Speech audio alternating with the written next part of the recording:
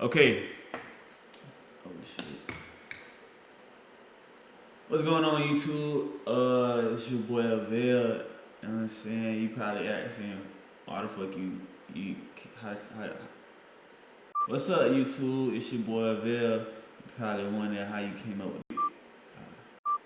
What's good YouTube? It's your boy Avell. First of many.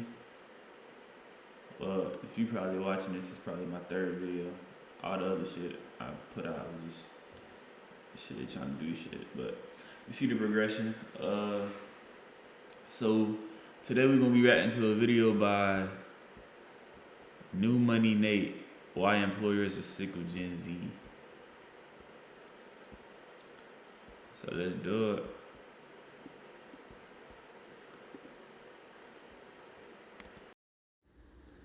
Okay, so quick disclaimer. Keep in mind, I don't really know what the fuck I'm doing for real. So as I'm editing the video, I realized when I went to full screen, I couldn't see nothing. And then I looked at my little, I'm using OBS.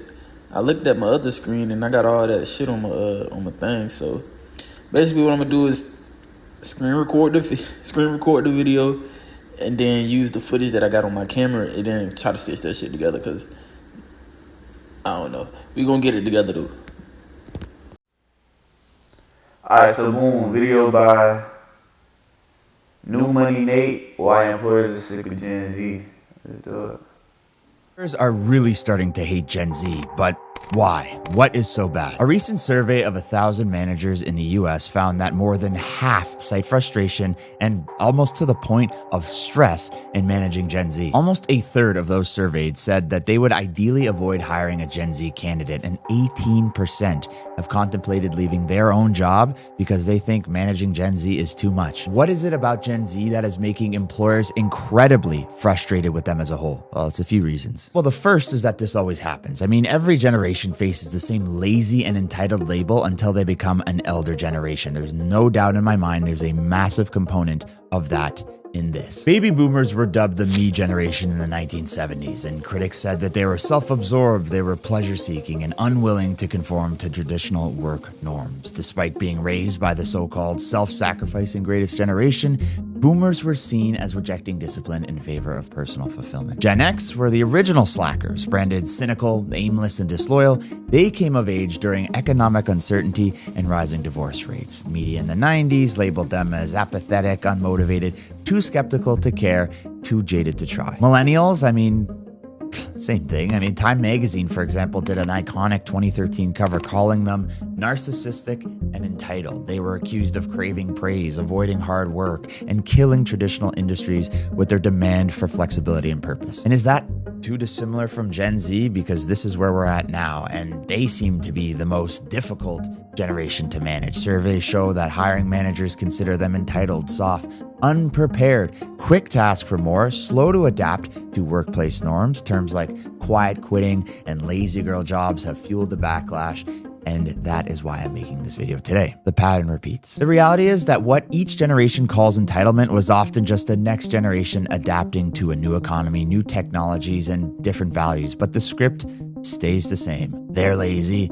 and we don't like them. And this will honestly never stop. I mean, every generation has different tech, different stimulus, different ways of adapting to the world around it, because we're growing up in different worlds. And so as long as there's technological progress, there's social progress, and the advancement of humans, each and every new generation will just seem completely foreign to the generations that came before it, even though they're not really that dissimilar. A big reason why work ethic seems to be at the core of this generational divide that keeps showing itself is that in earlier generations, there wasn't a follow your passion narrative that there kind of is now. It was about showing up, doing what you were told, no matter how terrible that might be, and earning your place over time, often without feedback or mentorship or flexibility. It's just like, this is the way it's done, do it. From their lens, watching a 24-year-old come straight out of school and demand remote work, mental health stipends, and purpose-driven projects, like, to them, it just sounds ridiculous. And if you understand that, well, it makes it a little bit easier to deal with. So if every generation gets this kind of heat,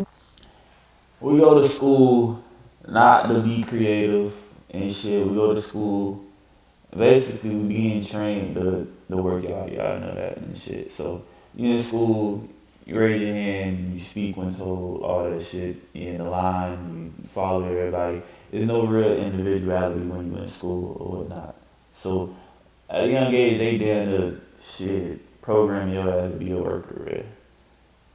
Right? The most they get to prepare you for life is taking care of like a plastic baby or some shit. Nigga, that's it. Nigga, go be a parent and do that and work. That's what they want you to do. We had a meeting at my so I work for like a boat company or whatnot. We had a meeting there, and so it's basically like a quarterly meeting or whatnot. They tell you like all the progress you made. Each like the department gets like an award or something if you win it or whatnot, if you work hard enough for the shit.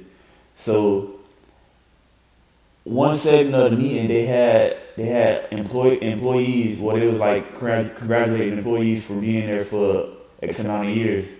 So there was employees there for 5 years, 10 years. We even had one employee there for like 35 years, an older lady. Then a regular employee. She probably a manager, but still, she can't wake up and just, I want to buy this, I want to buy that. Like, bruh, at some point, bitch, you gotta want more for yourself, but bitch, I want to wake up, I'm finna buy a damn shit Rolls Royce, whatever, bitch. I want to do anything. Basically, I just want freedom. I don't even give a fuck about the money. The money come to come. I just want freedom, bro. I ain't finna stay in the workplace forever. I ran at this point. But anyways, like I said, yeah, 35 years plus, that shit ain't living, bro. Don't. Bitch, if you want to start YouTube, start that shit with me. Let's do it, bitch. I'm doing this shit until the payoff. Shit, I don't give a fuck if I get a view, one like, keep going. Fuck it. Anyway. Why does it feel extra hot on Gen Z? The second reason is amplification. In previous decades, criticism of the youngest up-and-coming generation was always reserved for, some media spots, water cooler conversation, your uncle, your neighbor, whatever. They were sort of isolated one-off events. It was sort of like an understanding that, the young people are so lazy or whatever. But it wasn't like in your face as much. Now you have countless videos and memes and social media content online that amplify the difference between generations. And honestly, those kinds of videos and pieces of content do really well because people relate to one thing or another. You either think the next gen is lazy and silly, or you think the older gen is way out of touch, crusty, whatever, right? You align yourself with one and you poke fun at the other. And another facet to that is people want to know why previous generations or, newer generations see them so differently than they see themselves. A great example of that right now is the Gen Z stare trend. And this is something that's getting so much traction online, and essentially what it is, it's a neutral, expressionless look in social or work settings. Experts link it to the events of 2020, perhaps, maybe screen-based communication and shifting norms. But in my opinion, it seems like Gen Z is just having a really tough time hiding how dumb they think someone sounds, or how annoyed they think someone sounds, or confused they are, or whatever it is, right? And why is that? Why are they just so out in the open with what they're thinking visually? From an older perspective, it just reads as disrespect when you just blankly stare at somebody. It's like, don't do that, right? Many grew up in workplaces where eye contact, facial expressions, and verbal confirmation were expected and honestly sometimes demanded. And if a younger employee doesn't mirror that, or worse, they just stare at them blankly like they're insane, it's taken as a challenge or a lack of effort. Whether that's fair or not, it certainly makes the relationship a lot different. The third reason, and honestly, this might be one thing that boomers have right, is that Gen Z is just not that great at communication.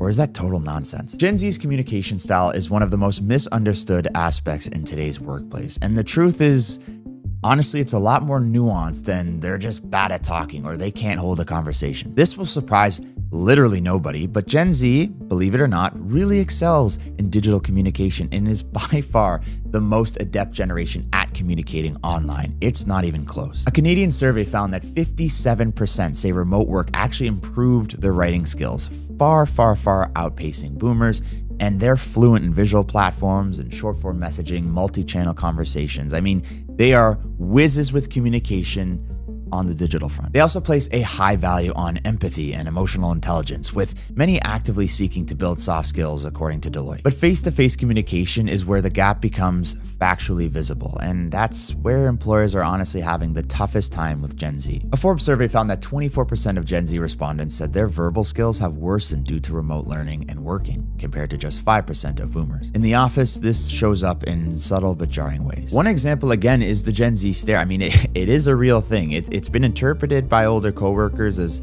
maybe rude, disengaged, passive-aggressive. It's less about attitude and more about the unfamiliarity with non-verbal workplace norms that weren't maybe learned in Zoom classrooms or something like that. I mean, it really is sort of a weirdness that boomers and older generations seem to feel. And I was working at this cabinet place, and I was working with some guy, bro. Fuck nigga.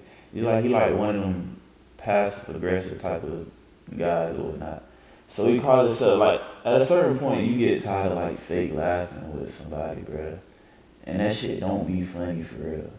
So one day he like kind of told a joke, and I just stared at his ass. I just looked at him.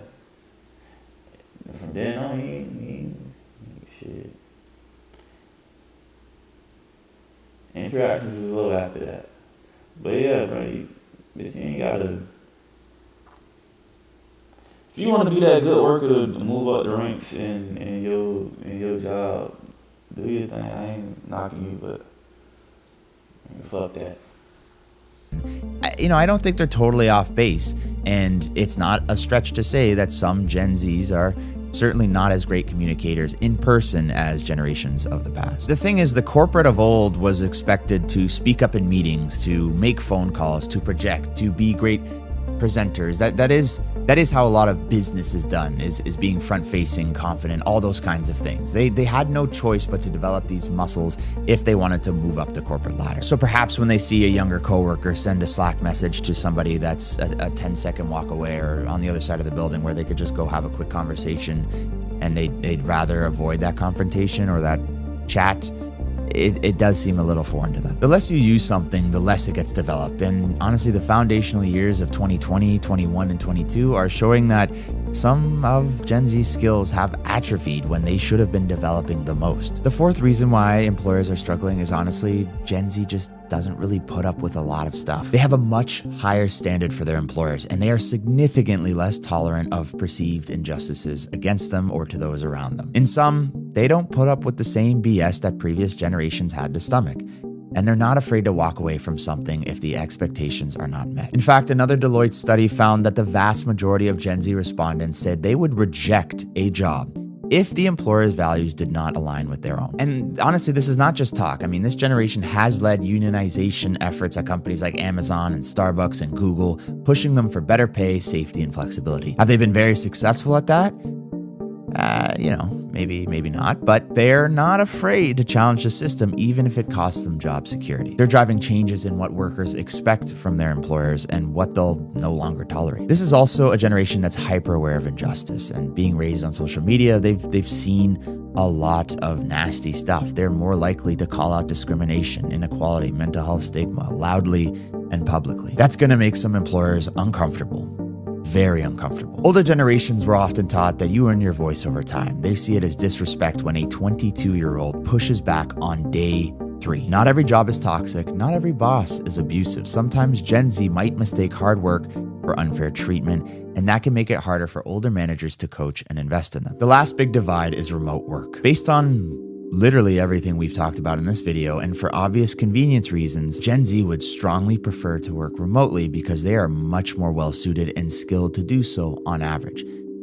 But there's a caveat. While older generations had to adapt to digital tools, Gen Z came of age on them. So it makes sense that they're the ones pushing hardest for flexibility. Many say that they'd walk away from a job if it didn't offer at least some remote option, and it's hard not to see why. But here's where it gets misunderstood. A lot of them don't want to work fully remote. In fact, the majority prefer a hybrid setup that combines the focus of working from home with the connection and mentorship that happens in person. They're not trying to avoid the office entirely, they just want to use it more intentionally and for a purpose. It is very difficult for some employers to wrap their heads around this, but yes, a lot of Gen Z folks actually do enjoy coming into the office every now and again to get out of the house and switch up their routine. It's when they have to commute 2 to 3 hours a day, every single day, where it becomes a lot more annoying. And from the older gen angle, I get it. We did it for 40 years. What makes you so special? To them, remote work still feels like a perk, something that is given, not granted. And when they hear younger workers complain about going into the office every day during the week, it genuinely feels like entitlement. In my opinion, honestly, this whole thing can be boiled down to collaboration, right? There's brilliant, wonderful people in every generation. I mean, that's an obvious thing. But I think so many of these people that complain on both sides, like people complaining about boomers, people complaining about Gen Z, just are non-empathetic to how things were for the older gens or the younger gens, right? Like it's just two completely different worlds. And so if you can understand that Gen Z has developed a much different skill set, but a really, really advanced and modern skill set that can leverage and help you grow your company to God knows how big, well, then leverage that. And if you're a younger folk trying to find your way in the corporate ladder and trying to advance your career, understand that some of those more traditional, maybe more archaic things, maybe things that you think are silly, matter to them, and trade off on that. And if you can make those trade-offs and work collaboratively, all generations involved in the company are going to benefit tremendously. So that was that, man. Shit, I wouldn't really say it was a reaction. I was down there just watching that bitch with y'all for real, but I get into it, you know what I'm saying? I get more into the flow of things, or not putting in my input and shit. That shit gonna come with time, but I'm gonna keep pumping these bitches out. You know what I'm saying? I appreciate y'all for stopping by, watching this bitch with me, man. This shit gonna way up from here. This shit gonna get better. The quality gonna get better. I'm gonna get the mic, all that shit. You know what I'm saying? Space a little empty and shit. Probably echoey, all that, but all that shit gonna come with time, man. I'm finna put in this work, man. I can't do no 9 to 5 no more, bro. I'm not doing that shit for the rest of my life. And you shouldn't want to either. So get off your ass, do this shit. Bitch, I'm blessed, but I ain't close to where I wanna be for real. So if you see this and you thinking of starting that thing, do it, bro. Do it every day. Every day that shit'll pay off soon. This is my 3rd day. I'm gonna do this shit every day. So shit, if you like it, like, comment, subscribe, all that good shit. And if you don't, you know what I'm saying? But yeah, man, it's your boy Vel. I'm out.